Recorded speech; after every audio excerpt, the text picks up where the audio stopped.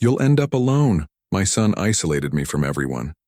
He thought he would get all my inheritance, but I left a video that reveals the truth about the family and shows the will, with the entire inheritance donated to charity. I never imagined the words could hurt so much. You'll end up alone, my son Mark had shouted, his face twisted in a sneer I barely recognized. The venom in his voice was something new, a cruel cocktail of frustration and arrogance.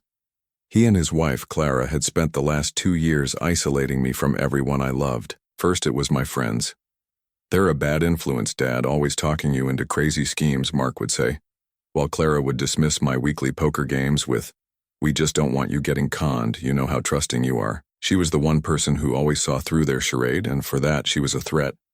They invented a feud, telling me she had spoken ill of me, and telling her I was too delicate to talk to her anymore, that I was overwhelmed. They even intercepted our calls and emails.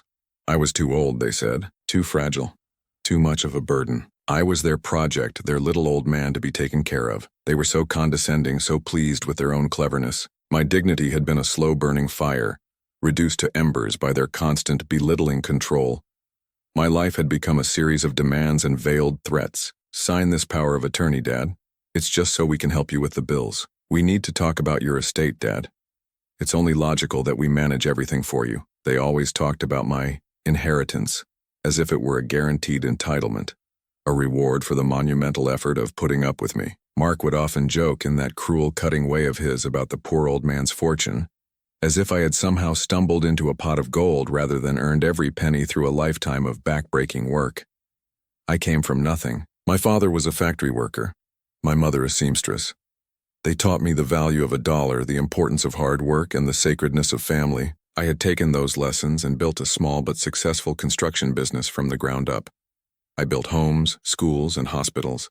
Solid, lasting things. But to Mark and Clara, it was just old money, a dusty, old-fashioned inheritance to be plundered. I saw them buying expensive cars, taking lavish trips, and renovating their home with money they claimed was from their own investments. But I knew. I saw the statements, I saw the numbers dwindle. They were bleeding me dry, slowly but surely, with 1,000 tiny cuts. The final straw came last week. I had been sitting in my favorite armchair looking at old photos. There was a picture of me and my late wife, Sarah, on our 25th anniversary. We had been so happy, so full of dreams for a future with our son. We had worked so hard for him. I had given him everything.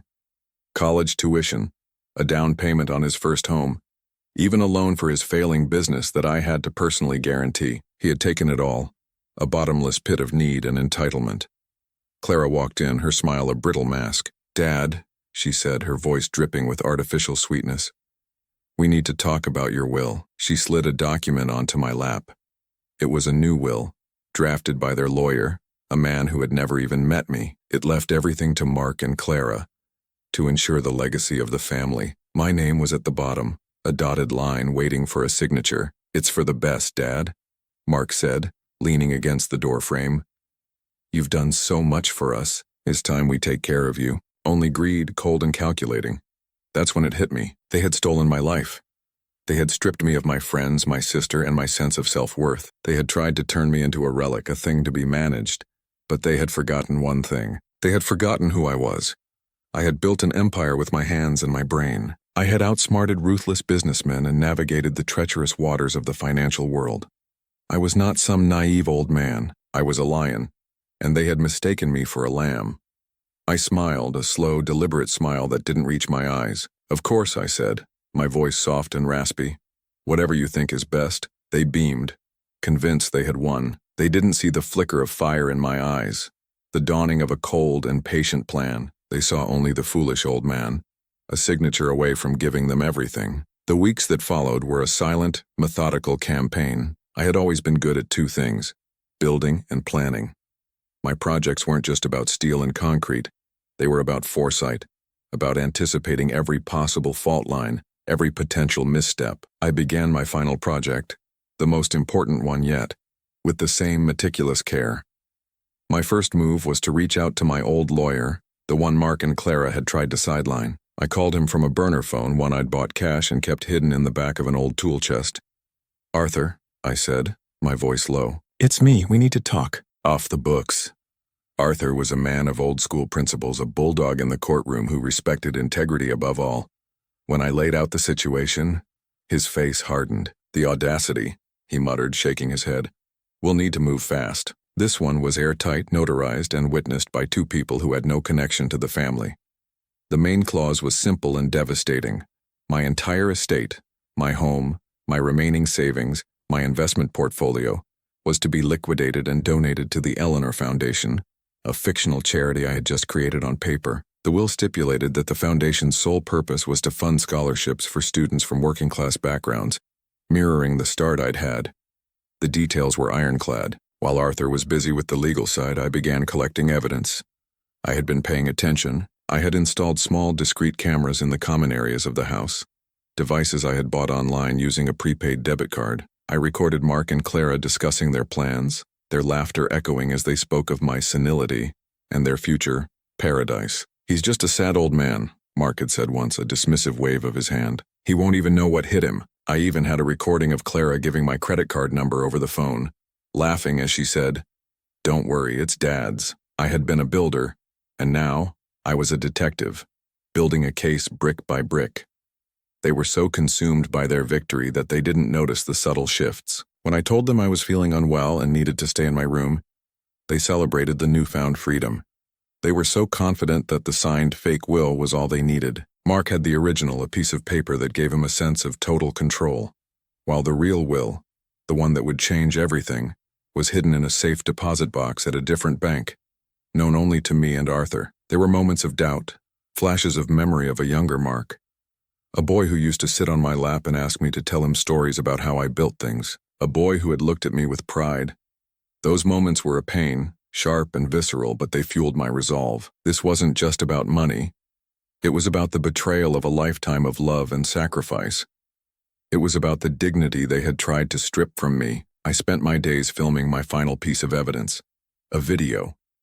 I spoke to the camera with a calm, clear voice, a voice they thought was long gone. I recounted the story of my life, the sacrifices I had made, and the gradual isolation they had imposed upon me. I presented the evidence, a grim montage of their greed, complete with dates, amounts, and their own cruel words. I then held up the real will, the one that disinherited them completely, and explained the purpose of the Eleanor Foundation. "This," I said, my voice steady, "is not an act of revenge. It is an act of preservation.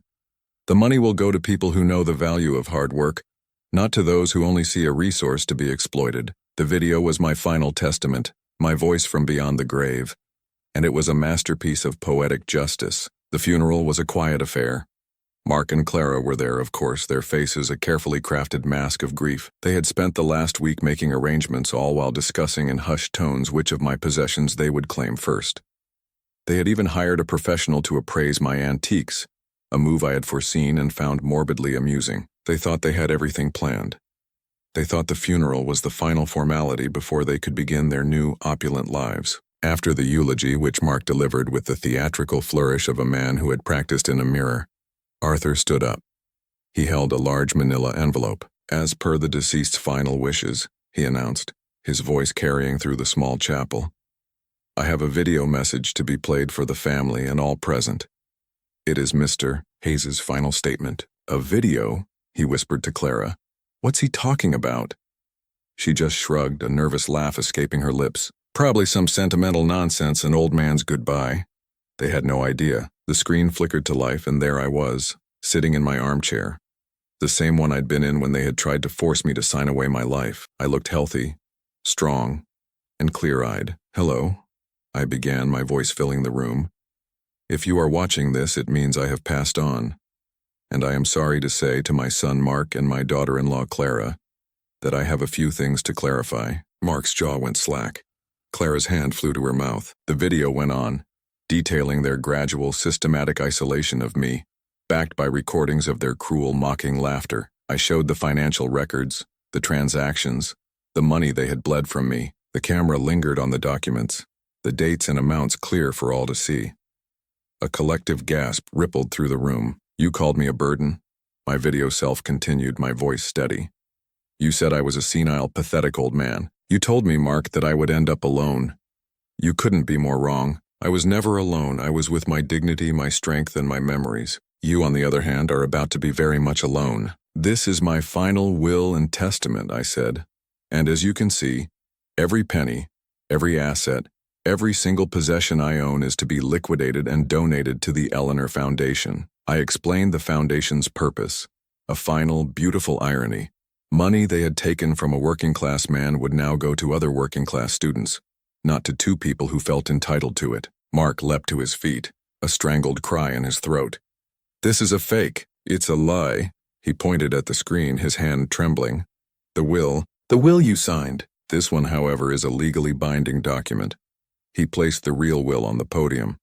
The rest was a symphony of their self-destruction. Clara shrieked, a high-pitched sound of pure, unadulterated rage. She threw a handful of papers into the air, her face flushed with fury. "You can't do this," she screamed. "This isn't fair." It was perfectly fair. Their greedy hands, which had reached for my savings, were now empty. The house, the cars, the bank accounts, all of it gone, destined for a cause they couldn't even comprehend. The inheritance they had coveted was now a scholarship fund, a symbol of everything they weren't. I am now sitting on a small patio, in a quaint little home I bought with a portion of the funds I set aside before everything else was liquidated. My sister Eleanor visits often, her laughter a balm to my soul. We talk about the old days, about my late wife, and about the future. I am not alone. I am free. I hear whispers from time to time about Mark and Clara. Their friends, who had been so quick to judge me, now know the truth. They've lost their social standing. They lost their home, the one they had renovated with my money. The legal fees from their failed attempts to contest the will have left them in ruins. Their world has crumbled. I watch the sun set, a quiet sense of peace settling over me. They wanted my money, but they forgot that dignity, respect, and integrity are the real treasures. I lost my family, but I gained my life back. And in the end, it was they who ended up alone, haunted by the memory of the fortune they had so cruelly, so foolishly, lost.